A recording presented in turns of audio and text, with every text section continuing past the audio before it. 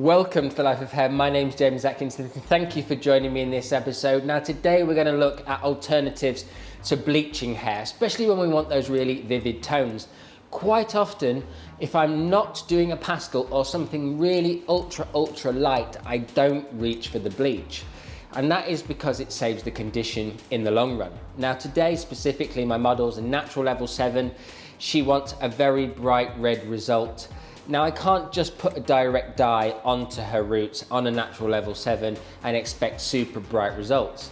So what I'm going to do is use a tint that is really red, a level 6 red tone with 20 volume, and then whilst that's on and processing, I'm going to put on a direct dye straight over the top, continue into my colour melting. So we're going to go from bright red into a beautiful orange colour, and you'll see that it works an absolute treat to get the hair lovely and even in one simple step, saving you so much time in the salon and meaning that you don't have to go through that arduous process of touching up a bleach regrowth, because as much as I love a bleach regrowth, it is not the ideal thing to do in the long term. Short term, fine, bleach away, but in the long term, it's very difficult to keep that hair's integrity, especially if it's longer.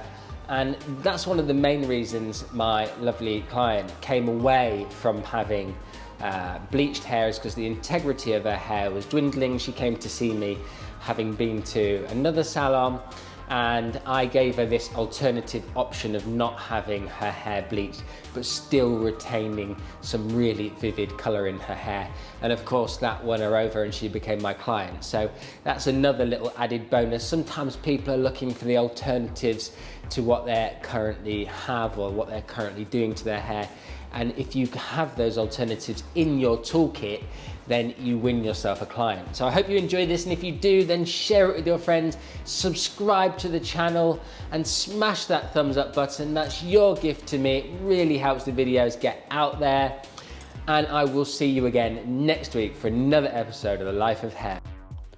The first thing we're going to tackle is the natural regrowth. In this instance, I am using a permanent colour that is ammoniated and using 20 volume peroxide with a double red pigment on a level 6. This is going to give me some natural exposure of her undertone because of the 20 volume, and it will deposit a nice strong red tone. Now this will not give me the sort of vibrancy I am looking for, because I am looking for a direct dye red result. So I need to do something completely different. I'm going to work through diagonally, just applying a normal root tint, painting both sides of my section for even saturation. When I'm doing a classic root tint, I like to work diagonally like this so that I can paint away from my client's face. I feel like this gives me cleaner results around the hairline.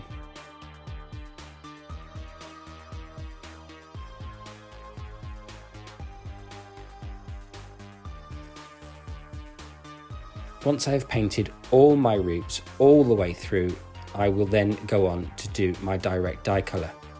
This direct dye is a bright red colour, and I will simply overlap it onto my root colour. Now when I'm doing a root stretch, I always make sure that I paint past the parietal ridge. The parietal ridge is the ridge just above the ear. This gives us maximum transition from our darkest root colour to the lighter colour that we're going to paint on the ends. The main reason for this is because past the parietal ridge, the hair moves. When you go to work tomorrow, check with one of your colleagues, move their hair backwards and forwards, and you will see the hair above their parietal ridge will move a lot less than the hair below.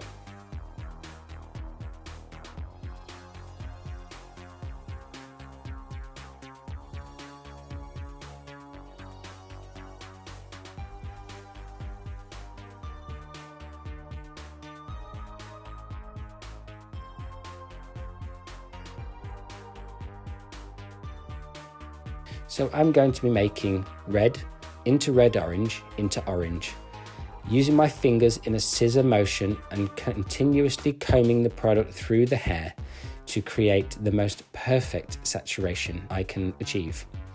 I know some of you have commented in the past that they feel that combing the hair through this much is overworking the hair. But with the product on the hair, there is no friction applied to the hair. It is simply a case of mixing two colours on the head.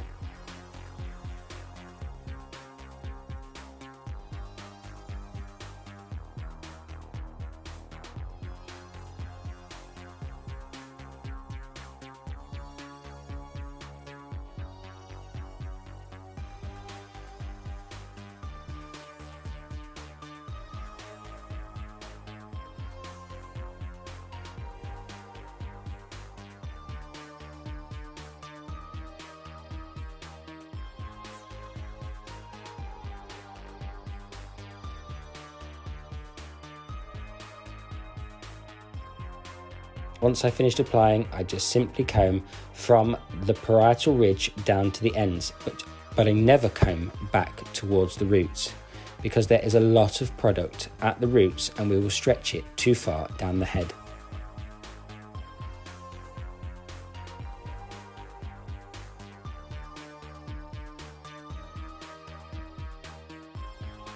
In the back here, I make sure that I paint my colour down to at least the occipital bone. This is the equivalent of the parietal ridge, but in the back. This gives me the opportunity to make sure the hair has movement before I start blending two colours together. This makes life so much easier. I'm sure if you've attempted a root stretch in the past and had little success, it is due to the fact that you didn't bring the root colour down far enough before you started to create your blend. I have worked with many people who have struggled with root stretches, colour blends, colour melts, perfect bleeds, whatever you want to call this technique, because they are not stretching their root colour far enough down the head.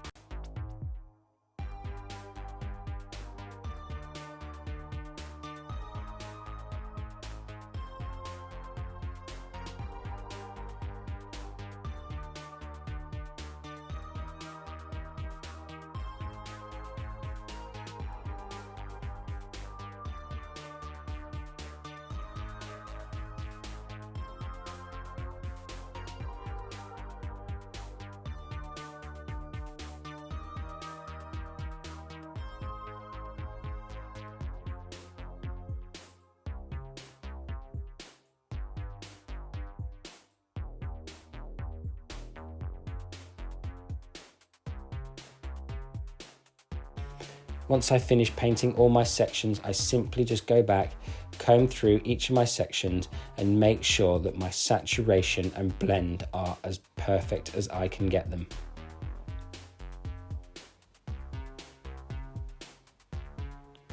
So let's remember the hot tips. In the sides, we are painting past the parietal ridge. That is the ridge above the ear. In the back, we are painting past the occipital bone. And once we have got past the occipital bone or the parietal ridge, we are painting approximately 1/3 of the way down the hair. Once we have painted our root stretch on, we then go back in with a comb and comb down our colour. But we never comb from the roots. We comb from the point that we finished painting our red colour. This is to ensure we do not end up dragging our root stretch all the way to the ends of the hair. Once we have stretched our roots down using our comb, we can simply go back in with our secondary colour, in this case orange, and apply it straight over the top. Working the two products together where they meet to create a mixture of both colours is very, very important. And combing it through sporadically will certainly help with saturation and an even blend. I'm particularly fond of this technique, not just using fantasy or crazy colours like you see here, but using natural colours as well. I use root shadows, root stretches and colour melts all the time on my balayage clients. I feel like it's an absolutely brilliant way to create a seamless blend with your balayage techniques. Once I've finished my technique, I just simply go back and double check my sections, combing through each section one by one, making sure that I have got perfect, even saturation throughout each of my sections. And here we have the painted process. I absolutely love the look of this process as it's on.